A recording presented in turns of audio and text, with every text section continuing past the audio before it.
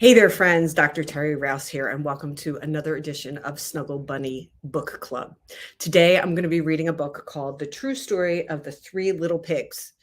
And it's actually part of the Daily Wolf newspaper. Anyway, I'm looking forward to sharing this with you. It's a fun story, a fun take on an old classic. So give me 1 second while I change up the camera, and we'll get started with The True Story of the Three Little Pigs.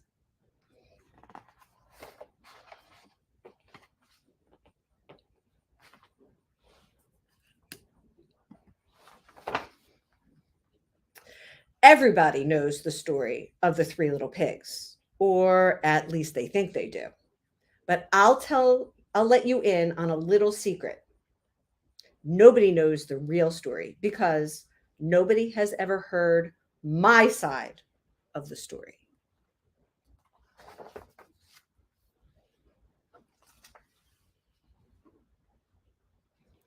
I'm the wolf, Alexander T. Wolf. You can call me Al. I don't know how this whole big bad wolf thing got started, but it's all wrong. Maybe it's because of our diet. Hey, it's not my fault wolves eat cute little animals like bunnies and sheep and pigs. That's just the way we are. If cheeseburgers were cute, folks would probably think you were big and bad too.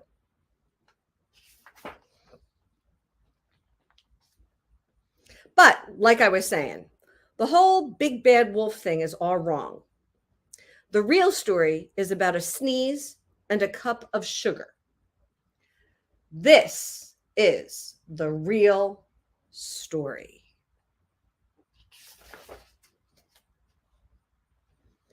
Way back in Once Upon a Time, I was making a birthday cake for my dear old granny. I had a terrible sneezing cold. I ran out of sugar.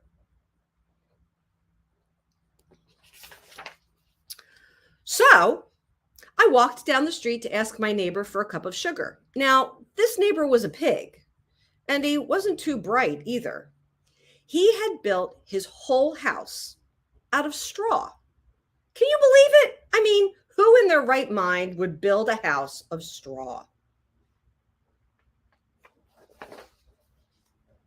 So, of course, the minute I knocked on the door, it fell right in. I didn't want to just walk into someone else's house. So I called, little pig, are you in? No answer. I was just about to go home without the cup of sugar for my dear old granny's birthday cake.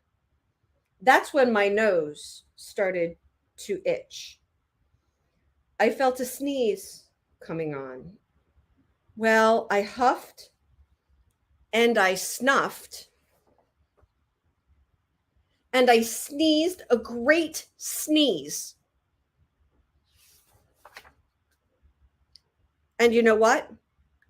That whole darn straw house fell down, and right in the middle of the pile of straw was the first little pig, dead as a doornail. He'd been home the whole time.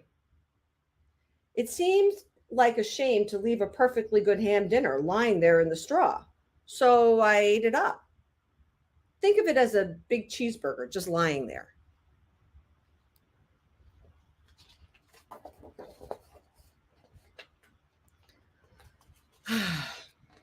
I was feeling a little better, but I still didn't have my cup of sugar, so I went to the next neighbor's house. This neighbor was the first little pig's brother. He was a little smarter, but not much. He built his house of sticks. I rang the doorbell on the stick house. Nobody answered. I called, Mr. Pig, are you in? He yelled, go away, wolf. You can't come in. I'm shaving the hairs on my chin.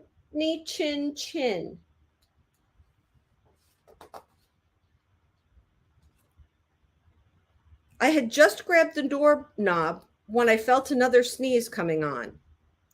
Uh-oh. I huffed and I snuffed and I tried to cover my mouth, but I sneezed a great sneeze. And you're not going to believe it, but this guy's house fell down just like his brother's. When the dust cleared, there was the second little pig, dead as a doornail. Wolf's honor. Now, food will spoil if you just leave it out in the open. So I did the only thing there was to do. I had dinner again. Think of it as a second helping. I was getting awfully full, but my cold was feeling a little better. And I still didn't have that cup of sugar for my dear old granny's birthday cake. So I went to the next house. This guy was the first and second little pig's brother.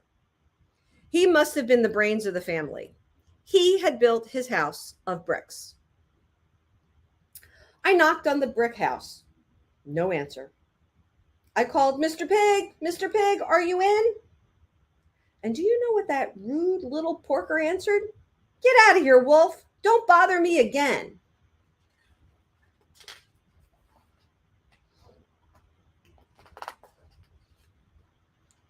Talk about impolite. He probably had a whole sack full of sugar, and he wouldn't give me even one little cup for my dear, sweet old granny's birthday cake. What a pig! I was just about to go home and maybe make a nice birthday card instead of a cake when I felt my cold coming on.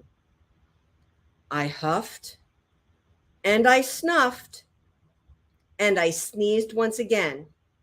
Then the third little pig yelled, and your old granny can sit on a pin.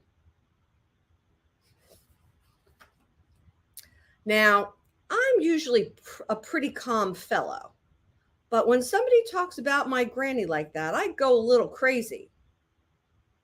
When the cops drove up, of course, I was trying to break down the pig's door, and the whole time I was huffing and puffing and sneezing and making a real scene.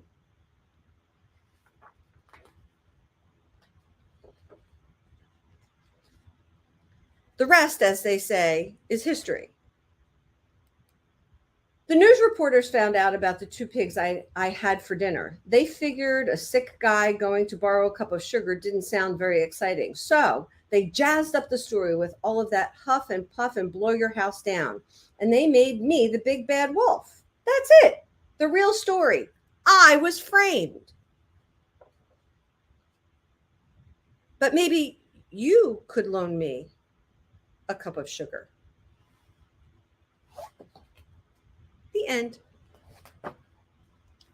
Well, I hope that you enjoyed the true story of the three little pigs.